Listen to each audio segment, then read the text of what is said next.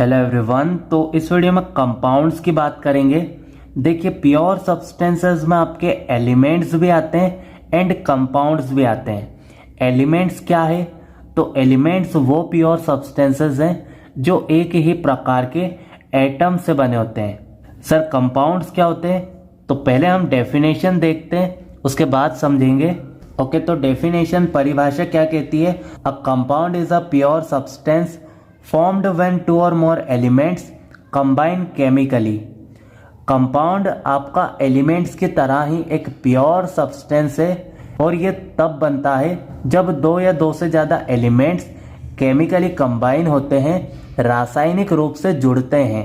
जैसे कि एग्जांपल के लिए वाटर है। वाटर आपका हाइड्रोजन और ऑक्सीजन एलिमेंट से मिलकर बना है। सर, क्या कार्बन डाइऑक्साइड गैस भी हमारी कंपाउंड है? हाँ, ये भी आपकी एक कंपाउंड ही है क्योंकि ये भी कार्बन और ऑक्सीजन एलिमेंट से मिलकर बनी है। NaCl भी आपका इसी प्रकार से एक कंपाउंड है और HCl भी, क्योंकि ये भी एलिमेंट्स के कंबाइन होने से बने हैं, जुड़ने से बने हैं। ठीक है, तो आपको ये चीज़ तो एकदम अच्छे से क्लियर हुई। कंपाउंड आपका तब बनेगा जब दो या दो से ज़्यादा एलिमेंट्स केमिकली कंबाइन होंगे, रासायनिक रूप से जुड़ेंगे। सर, ये जो लाइन है in a fixed proportion by mass, इस लाइन का तो आपने मतलब बताया ही नहीं, तो अभी हम इसको डिस्कस करेंगे। देखिए, कंपाउंड्स की पहली प्रॉपर्टी क्या कहती है? A compound always contains the same elements in a fixed proportion by mass.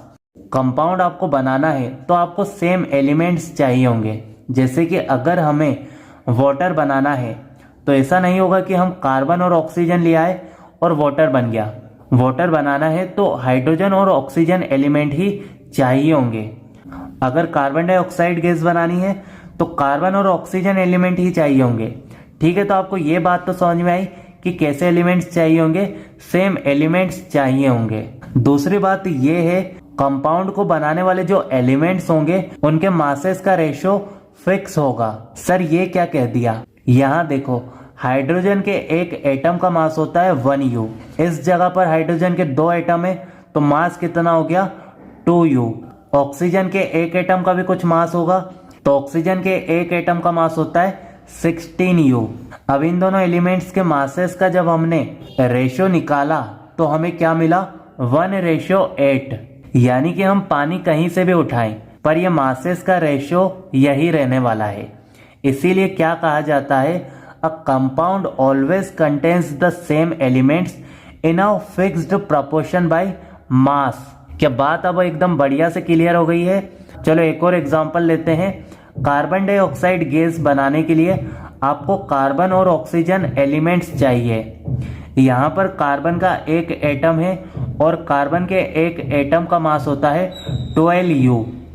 Oxygen के दो एटम्स लग रहे हैं, एक एटम का मास होता है 16U, यानी कि दो एटम्स का मास कितना हो जाएगा? 32U। अब इन मासेस का जब हम रेशो निकालते हैं तो क्या मिलता है? 3:8। ये 3:8 कैसे आया है? तो इनको हमने कैंसिल कर दिया है। अब देखिए, वाटर को हम कहीं से भी लाए, मासेस का रेशो यही रहने वाला है। उसी तरह से आप कार्बन डाइऑक्साइड को भी कहीं से भी लेकर आइए, मासेस का जो रेशो होगा वो यही रहेगा। मतलब कि हमेशा कार्बन डाइऑक्साइड बनाने के लिए 3 पार्ट्स चाहिए होंगे कार्बन के और 8 पार्ट्स चाहिए होंगे ऑक्सीजन के। यहाँ पर भी हम इसी तरह से समझ सकते हैं, अगर हमें वाटर बनाना है तो 1 पार्ट चाहिए होगा हाइड्रोजन का और 8 पार्ट्स चाहिए होंगे किसके? ऑक्सीजन के।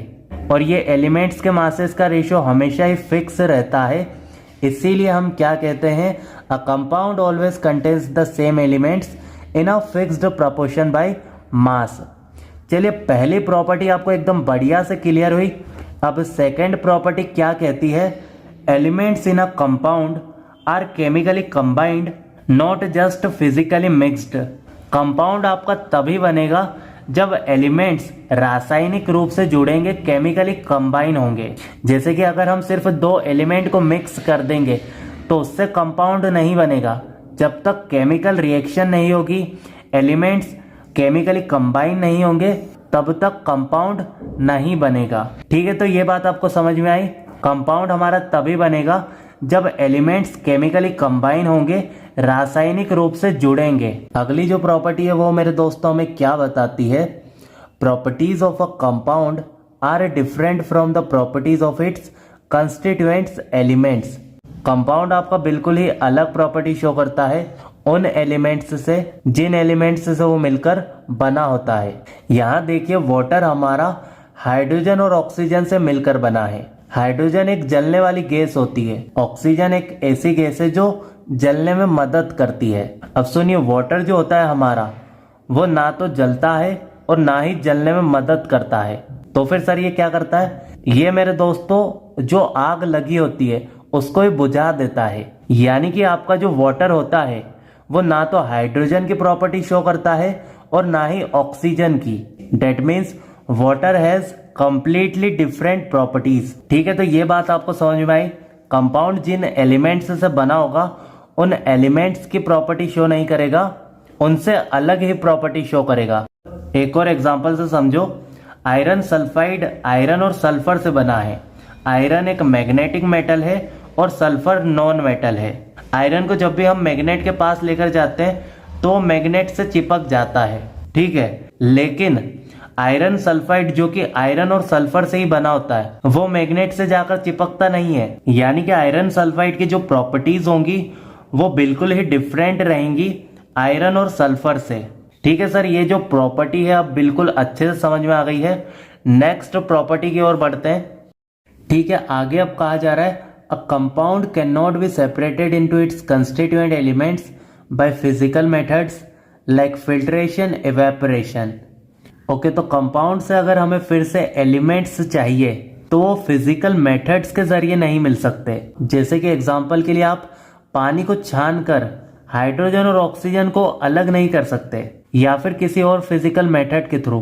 हाँ, केमिकल मेथड के जरिए आप वाटर को हाइड्रोजन और ऑक्सीजन में तोड़ सकते हो, और यही कहा भी गया है नेक्स्ट प्रॉपर्टी में, a compound can be broken down into its constituent elements only by chemical methods like heating, electrolysis और अदर केमिकल रिएक्शंस। ओके, तो कंपाउंड को हम सिर्फ केमिकल मेथड्स के थ्रू ही उसके कंस्टिट्यूएंट एलिमेंट्स में तोड़ सकते हैं, ब्रेक कर सकते हैं। सर एक एग्जांपल से समझाइए। तो देखो यहाँ पर एक एग्जांपल आपको दिया गया है, इलेक्ट्रोलिसिस ऑफ वाटर। वाटर का जब हम इलेक्ट्रोलिसिस करवाते हैं तो हमें हाइड्रोजन और ऑक्सीजन एलिमेंट मिल जाते हैं, क्योंकि इलेक्ट्रोलिसिस की जो प्रोसेस होती है उसके चलते वाटर हमारा हाइड्रोजन और ऑक्सीजन में ब्रेक हो जाता है, टूट जाता है। ठीक है, तो आपको दोनों ये जो बातें कही गई है वो एकदम अच्छे से क्लियर हुई। अब एक लास्ट प्रॉपर्टी और समझ लेते हैं। देखिए, कंपाउंड हमारा होमोजीनियस सब्सटेंस होता है क्योंकि कंपाउंड की कंपोजिशन हर हिस्से में एक जैसी होती है। सर इसको थोड़ा और अच्छे से समझाइए। सुनो, जब हम वाटर के अंदर झांक कर देखेंगे तो हमें हर जगह हर हिस्से में इसी प्रकार के वाटर मॉलिक्यूल्स देखने को मिलेंगे, जिसमें एक ऑक्सीजन का एटम होगा और 2 हाइड्रोजन के एटम होंगे। मतलब कि मैं पानी का कोई सा भी हिस्सा देखूं यहाँ से, मुझे यही वाले वाटर मॉलिक्यूल्स नजर आने वाले हैं, और इसीलिए क्या कहा जाता है, a compound is a homogeneous substance. ठीक है, तो कंपाउंड क्या होते हैं, उनकी प्रॉपर्टीज क्या होती है, सारा कुछ आपको एकदम अच्छे से क्लियर हुआ। अब नेक्स्ट वीडियो में इम्प्योर सब्सटेंसेस की बात करेंगे।